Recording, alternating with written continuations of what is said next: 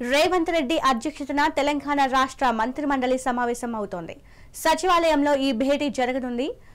కొత్తగా మంత్రులుగా బాధ్యతలు స్వీకరించిన వివేక్ వెంకటస్వామి, వాకిటి శ్రీహరి, అడ్లూరి లక్ష్మణ్ కుమార్ తొలిసారిగా ఈ సమావేశానికి హాజరవుతున్నారు. అయితే ఈ సమావేశంలో పలు కీలక అంశాలపై చర్చించి నిర్ణయాలు తీసుకోనున్నట్లు తెలుస్తోంది.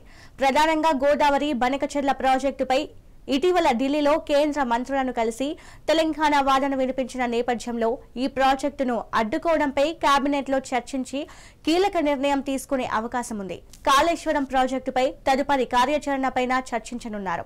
ఇందిరమ్మ ఇల్లు, రేషన్ కార్డుల అంశాలపై కూడా చర్చించే అవకాశాలున్నాయి.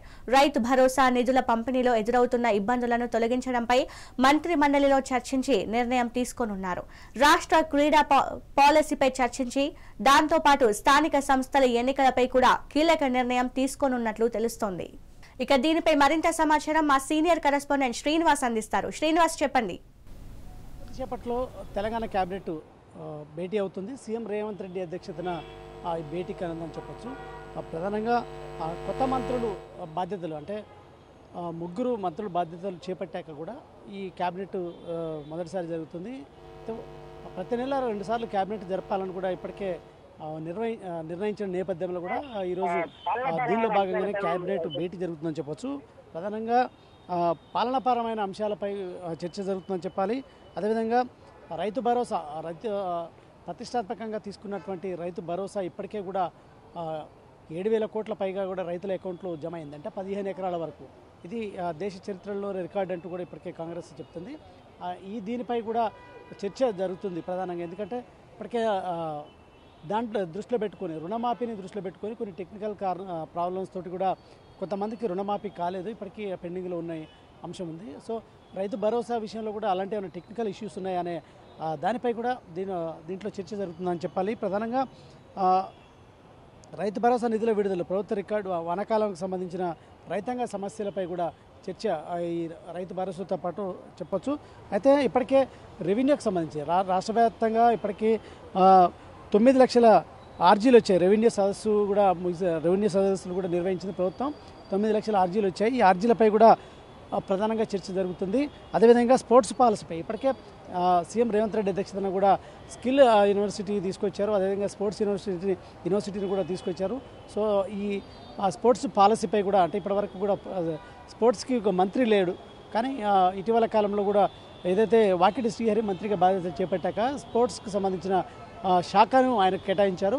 ఈ క్రమంలో కూడా స్పోర్ట్స్ పాలసీపై కూడా దీంట్లో చర్చ జరుగుతుందని చెప్పొచ్చు. దాంతోపాటు కాళేశ్వరం ప్రాజెక్టుకి సంబంధించి కూడా ఇప్పటికే పీసీ ఘోష్ కమిషన్ ముగిసింది. కమిషన్కి సంబంధించి ఏదైతే ఇప్పటికీ ప్రభుత్వానికి ఒక లేఖ రాశారు. అంటే దీనికి సంబంధించి కాళేశ్వరం ప్రాజెక్టుకి కేబినెట్ ఆమోదం ఉందా లేదా అనేది పీసీ ఘోష్ వేసిన ఏదైతే లేఖ ప్రభుత్వానికి, ఈ క్రమంలో కూడా దీనికి సంబంధించి చర్చ జరుపుతుంది.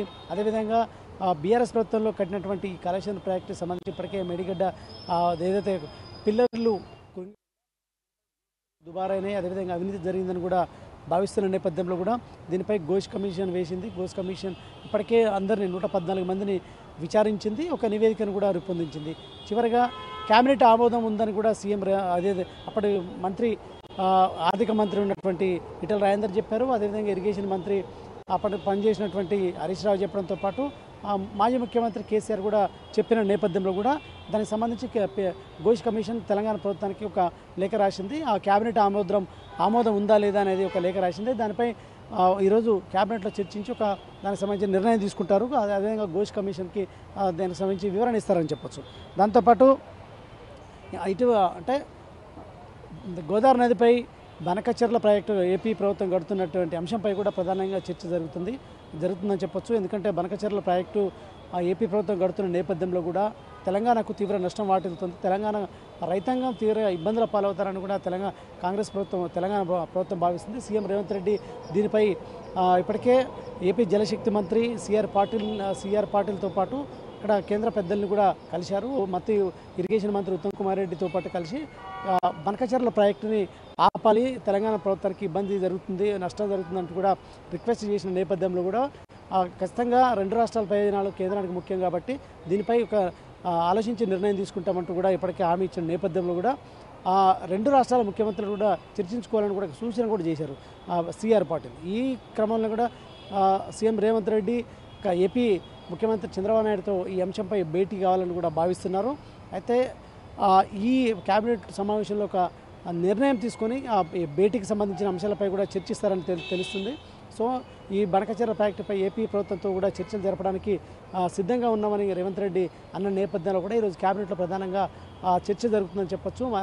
అదే విధంగా లోకల్ బాడీ ఎన్నికలకు సంబంధించి కాంగ్రెస్ ప్రభుత్వం వచ్చే నెల పోవాలి లోకల్ బాడీ ఎన్నికలకు భావిస్తున్న నేపథ్యంలో కూడా ఆ లోకల్ బాడీ ఎన్నికలకు సంబంధించి సాధ్యాసాధ్యాలని పరిగణలోకి తీసుకోవాలి, ఏ విధంగా ముందుకు పోవాలి, దానికి సంబంధించిన బడ్జెట్ ఏంటి అనే అంశాలపై కూడా ఈ కేబినెట్ భేటీలో చర్చిస్తారు.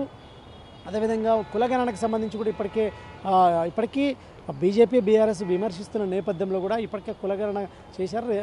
42% బీసీలకు రిజర్వేషన్ కల్పిస్తున్న అంశం అంటే కల్పిస్తున్నామని కూడా చెప్పిన నేపథ్యంలో కూడా దీనికి సంబంధించి కూడా ఇవన్నీ అంశాలపై కూడా కేబినెట్లో ప్రధానంగా చర్చిస్తారని చెప్పొచ్చు. ఈ అన్ని మరికొద్ది సేపట్లో భేటీ అయిన తర్వాత ఈ అన్ని అంశాలపై ప్రధానంగా ఈ కేబినెట్లో చర్చకు వస్తాయని చెప్పొచ్చు. శ్రీనివాస్.